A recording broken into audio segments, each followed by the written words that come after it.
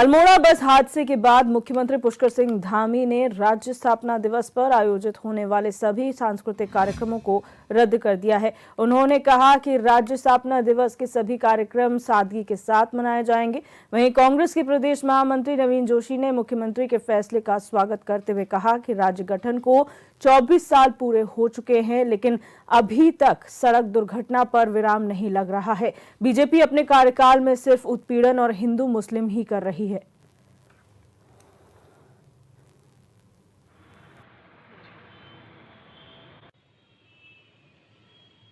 अल्मोड़ा के अंदर जो घटना हुई है काफी दुखदायी है और काफी आघात प्रदेश की जनता को पहुंचा है। माननीय मुख्यमंत्री ने जो निर्णय लिया है वो निर्णय सही है। निर्णय तो ये जो क्षति हुई है पूरे प्रदेश की क्षति है, दुख की घड़ी है। तो हमको जो भी राज्य स्थापना के जो प्रोग्राम है, सांस्कृतिक कार्यक्रम है, जो अन्य कार्यक्रम है, उनको स्थगित स्वयं ही कर देना चाहिए था। अब मुख्यमंत्री जी ने घोषणा करी है तो उसको स्थगित करने के साथ सादगी के साथ पूरे प्रदेश के अंदर जो राज्य स्थापना दिवस है उसको मानता है।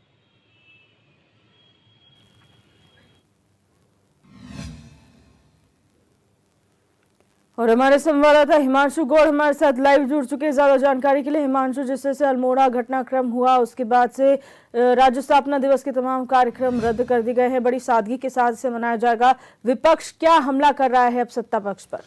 जी बिल्कुल दिव्या, राज्य स्थापना दिवस क्योंकि आज से 2 दिन बाद राज्य स्थापना दिवस है और उत्तराखंड में जब अपने 25वें वर्ष में प्रवेश करेगा उससे पूर्व ही अल्मोड़ा में जिस प्रकार की घटना हुई है तो निश्चित रूप से उत्तराखंड में मुख्यमंत्री पुष्कर सिंह धामी ने जो घोषणा की है कि राज्य स्थापना दिवस के जो कार्यक्रम हैं वो बड़ी सादगी के साथ मनाए जाएंगे, तो निश्चित रूप से विपक्ष ने भी इसका स्वागत किया है। कांग्रेस प्रदेश महामंत्री जो नवीन जोशी हैं उन्होंने इसका स्वागत किया है और कहा है कि अगर सरकार ने इस प्रकार की घोषणा की है, मुख्यमंत्री ने इस प्रकार की घोषणा की है तो निश्चित रूप से सरकार को कुछ कार्यक्रम स्थगित करने चाहिए, कुछ रद्द करने चाहिए और जो बचे कुछ कार्यक्रम है उसको सादगी के साथ मनाना चाहिए, क्योंकि पहाड़ में जो सड़क दुर्घटनाओं के मामले हैं वो थम नहीं रहे हैं।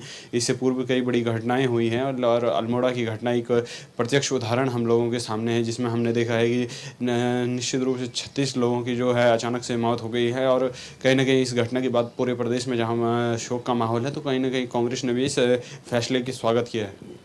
अच्छा, यहाँ पर कांग्रेस ने स्वागत जरूर किया, लेकिन सवाल यहाँ पर कई उठ रहे हैं कि अभी तक भी लगाम लगाने का काम नहीं किया गया है। ऐसे हादसों में लगातार उनकी पुनरावृत्ति हो रही है।